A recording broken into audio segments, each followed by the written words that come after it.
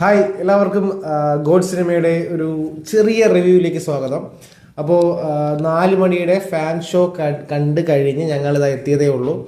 അപ്പോൾ ആദ്യ പ്രതികരണം നിങ്ങളോട് തന്നെയാണ് പറയുന്നത്. ഇതുവരെ നിങ്ങളുടെ ഫ്രണ്ട്സിനോട് പോലും ഒന്നും പറഞ്ഞിട്ടില്ല. ആദ്യം നിങ്ങളായിട്ട് തന്നെയാണ് ഷെയർ ചെയ്യുന്നത്. അപ്പോൾ ആദ്യം നമുക്ക് ഇതിൻ്റെ പോസിറ്റീവ്സ് പറയാം. പറഞ്ഞു. പോസിറ്റീവായിട്ട് എനിക്കിതിൽ മെയിനായിട്ട് പറയാനുള്ള ഒരു കാര്യം ഇതിന്റെ വിജയുടെ ടൈറ്റിൽ കാർഡ്. അതൊരു നിങ്ങൾ ടീസറിൽ കണ്ടൊരു സംഭവം തന്നെയാണ്.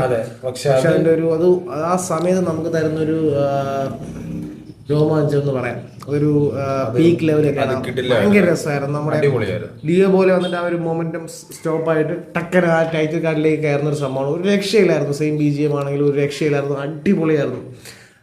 വിജയുടെ ഒരു ക്യാരക്ടേഴ്സിൻ്റെ എല്ലാ ഒരു അനിമേറ്റഡ് എന്ന് പറയാനുള്ള ഒരു ഗ്രാഫിക്സ് വെർഷൻ എന്ന് പറയുമ്പോഴത്തെ ഒരു സംഭവം ഭയങ്കര രസമായിരുന്നു. പിന്നീട് അടുത്ത പോസിറ്റീവായിട്ട് നമുക്ക് എന്താ പറയാം?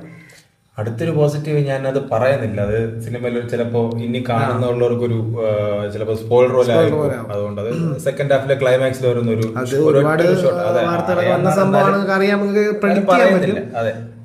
അതും ഒരു പോസിറ്റീവ് തന്നെയാണ്. പിന്നീട് പോസിറ്റീവ് മാത്രമായിരുന്നു പിന്നീട് നമുക്ക് ഒരുപാട് വിജയ് വിമർശനങ്ങൾ കേട്ടിട്ടുള്ള ഒരു സ്ഥലമായിരുന്നു ഇമോഷണൽ സീൻസ്.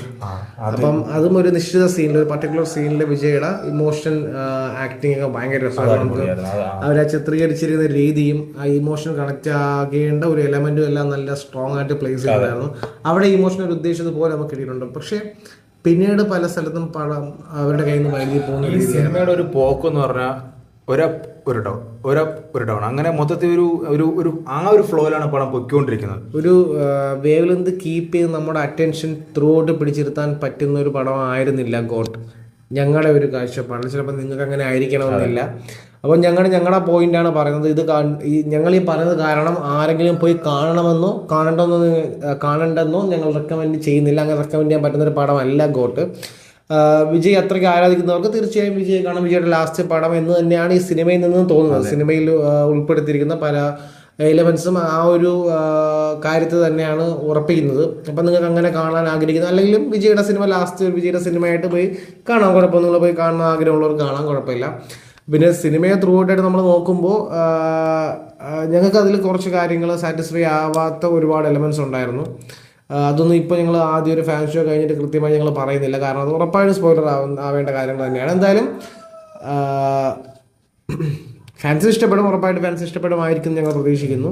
ഫാൻസിനും ഇഷ്ടപ്പെടാൻ പറ്റുന്ന രീതിയിലുള്ള അങ്ങനെ ഒരുപാട് എലമെന്റ്സ് ഒന്നും ഈ സിനിമയിൽ ഇല്ല സത്യം പറഞ്ഞാൽ. എനിക്ക് അവരൊരു സാധാരണ വിജയ് സിനിമകൾ രക്ഷപ്പെടുന്നില്ല. വിജയ് സിനിമകളുടെ ഒരു പോസിറ്റീവ് എന്ന് പറയുമ്പോൾ അത് ഈ ഏതെങ്കിലും ഒരു കാര്യത്തിൽ സ്ട്രോങ് ആയിട്ട് പ്ലേസ് ചെയ്യും. ഇതങ്ങനെ അല്ല. ഇത് അവിടെയും ഇവിടെയും ജസ്റ്റ് തൊട്ട് കാരണം എനിക്കൊന്ന് വെങ്കട് പ്രഭു വിജയ്ക്കൊരു ട്രിബ്യൂട്ട് ഒരുക്കിയതാണെന്ന് അറിയില്ല. വിജയ് ചെയ്തു വന്ന കാര്യങ്ങളിൽ കുറച്ച് അവിടെ കുറച്ച് കോമഡി, കുറച്ച് സംഭവം അങ്ങനെയാണ് ചെയ്തു സിനിമയിൽ എനിക്ക് ഏറ്റവും കൂടുതലും കുറ്റമല്ല, എനിക്കതിലൊരു നെഗറ്റീവായിട്ട് തോന്നിയത് സത്യം പറഞ്ഞത് വെങ്കട് പ്രഭു തന്നെയാണോ ഈ ഒരു സിനിമ എടുത്തതെന്നുള്ള രീതിയിൽ വരെ പേഴ്സണലി എനിക്ക് ഫീൽ ചെയ്തു. കാരണം ഒരിക്കലും പുള്ളിയുടെ നിന്ന് ഇങ്ങനെ ഒരു പടം ഞാൻ പ്രതീക്ഷിച്ചില്ല. കാരണം ഞാൻ മുന്നേ പറഞ്ഞിട്ടുള്ളതാണ്, എനിക്ക് പുള്ളി ഭയങ്കര ഇഷ്ടമാണ്, ഞാൻ പുള്ളിയുടെ ഒരു ഫാനാണെന്നൊക്കെ ഞാൻ മുന്നേ പറഞ്ഞിട്ടുള്ളത്. പക്ഷെ അങ്ങനെ ഒരു സംഭവം എനിക്ക് പുള്ളിയുടെ ഒരു ഇതായിട്ട് എനിക്ക് ഈ സിനിമയിലൊന്നും തോന്നിയില്ല.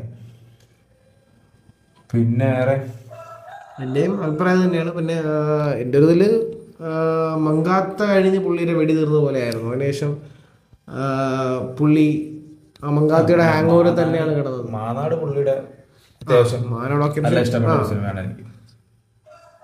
മാനാടിൽ തിരിച്ചു വന്നു എന്ന് പറയാം. പക്ഷെ അതിനുശേഷം വീണ്ടും ഒരുപാട് പുറകിലേക്ക് പോയതുപോലെയാണ് എനിക്ക് തോന്നുന്നത്. നല്ല പുറകിലേക്ക് പോയതുപോലെയാണ് തോന്നുന്നത്. കാരണം ഒരു സോങ് പ്ലേസ്മെന്റ് ഒക്കെ എനിക്ക് ഭയങ്കര ഇറിറ്റേറ്റഡ് ആയി തിയേറ്ററിൽ വെച്ചിട്ട്. കാരണം ഒരു സെക്കൻഡ് ഹാഫിൽ ഒരു സിനിമയുടെ ഒരു പേസ് കൂടുന്ന ഒരു സ്ഥലത്ത് വെച്ചിട്ട് പെട്ടെന്ന് ഒരു ക്യാരക്ടറിന്റെ ഒരു സോങ് എന്നൊരു ഡയലോഗിലൂടെ ഒരു ഭയങ്കര ഒരു സ്പീഡ് ബ്രേക്കർ പോലെ ഒരു സോങ്. ആ സോങ് നിങ്ങൾക്ക് റിലീസായ സോങ് തന്നെയാണ്. ആ സോങ് ഒന്നും പറയുന്നില്ല. ഒന്നാമത് ഒരു പേസിലേക്ക് എത്താൻ കഷ്ടപ്പെടുന്ന ഒരു സ്ക്രിപ്റ്റ് ആയിരുന്നു. ആ സ്ക്രിപ്റ്റ് എങ്ങനെയെങ്കിലും ഒരു പേസിലേക്ക് എത്തുന്ന സമയത്ത് ഒരു പക്ക സ്പീഡ് ബ്രേക്കർ പോലെ ഒരു സോങ് അവിടെ പ്ലേസ് ചെയ്തിട്ടുണ്ടായിരുന്നു. പിന്നീട് എനിക്ക് തോന്നുന്നു അവസാന മൂമെന്റ്സിൽ വരുന്ന ചില പർട്ടിക്കുലർ പാരലൽ സീൻസിന് പകരം ഒരു നല്ലൊരു BGM കൂടി ആ സീൻസിനെ സപ്പോർട്ട് ചെയ്തതിന് കുറച്ചുകൂടി ഇമ്പാക്റ്റ് ക്ലൈമാക്സിന് വരാൻ പറ്റിയെന്ന് തോന്നുന്നു. പിന്നെ ടെയിൽ എൻഡ് എനിക്ക് ഒട്ടും ഇഷ്ടപ്പെട്ടില്ല. ഇത്രയാണ് പറയാനുള്ളത്. ഇതൊക്കെ ഞങ്ങളുടെ മാത്രം കാര്യം, നിങ്ങൾക്ക് ചിലപ്പോൾ ഇങ്ങനെ ആവണമെന്നില്ല, നിങ്ങളുടെ മേളിൽ തന്നും അടിച്ചേൽപ്പിക്കുന്നതല്ല, ഞങ്ങളുടെ കാഴ്ചപ്പാട് നിങ്ങളായിട്ട് ഷെയർ ചെയ്യുന്നതാണ്. പിന്നെ ഒരുപാട് കാര്യങ്ങളൊന്നും ഈ സിനിമയ്ക്ക് ഞങ്ങൾ പറയുന്നില്ല. നമുക്ക് വേണമെങ്കിൽ നിങ്ങൾക്ക് താല്പര്യമുണ്ടെങ്കിൽ താഴെ കമൻറ്റ് ചെയ്യാം. നമുക്ക് കുറച്ച് ദിവസം കഴിഞ്ഞിട്ട് 2-3 ദിവസം കഴിഞ്ഞ് നമുക്ക് ഡീറ്റെയിൽ റിവ്യൂ ആയിട്ട് നിങ്ങൾ ചെയ്യാം. കാണുന്നുള്ളത് ഉറപ്പായിട്ട് പോയി അങ്ങനെ അവിടെ ഇവിടെയും തൊടാതെ സംസാരിക്കുന്നതിന് ഒരു കാരണം എന്ന് പറഞ്ഞാൽ ഒന്നാമത് ഫാൻസ് ഷോ പടം കഴിഞ്ഞിട്ടേ ഉള്ളൂ. അപ്പോൾ മേ ബി നമ്മുടെ അഭിപ്രായം ആയിരിക്കില്ല വേറെ എല്ലാവർക്കും വരുന്നത്. അതുകൊണ്ട് തന്നെ ഇപ്പോൾ ഞങ്ങൾ എന്തായാലും അതിനെക്കുറിച്ച് അങ്ങനെ അധികം ഒരു നെഗറ്റീവായിട്ടുള്ള ഒരു കാര്യം നിങ്ങൾ പറയാൻ പറ്റുന്ന പോസിറ്റീവ് നിങ്ങൾ പറഞ്ഞു. നിങ്ങൾക്ക് ചിലപ്പോൾ ഇതിൽ കൂടുതൽ പോസിറ്റീവ്സ് കാണാൻ കഴിഞ്ഞേക്കാം. നിങ്ങൾ താഴെ കമൻറ്റ് ചെയ്തേക്കും, ഞങ്ങൾ വായിച്ചു നോക്കാം. അങ്ങനെയാണ് ഞങ്ങൾക്ക് ചിലപ്പോൾ അത് മിസ്സായി പോയതാണെങ്കിൽ ഞങ്ങളുടെ ഡീറ്റെയിൽ റിവ്യൂ ഞങ്ങൾ ഉൾപ്പെടുത്താൻ ശ്രമിക്കാം.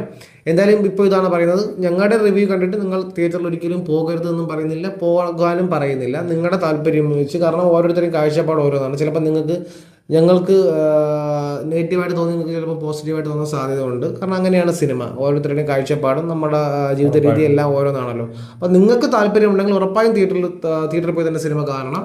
താല്പര്യമില്ലെങ്കിൽ ഞങ്ങളുടെ റിവ്യൂ കൊണ്ട് ഞങ്ങളുടെ പോസിറ്റീവ് കേട്ട് പോയി കാണണമെന്ന് ഞങ്ങൾ പറയുന്നില്ല. അപ്പോൾ വേറെ പറയാനുണ്ടോ? ഇല്ല.